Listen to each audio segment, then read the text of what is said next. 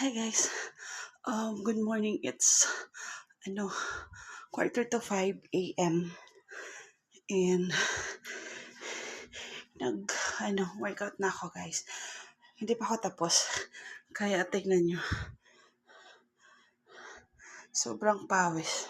Grabing pawis. Diyan. Hanggang pa ako. Yung pawis as in kita nyo. Tumutulo na.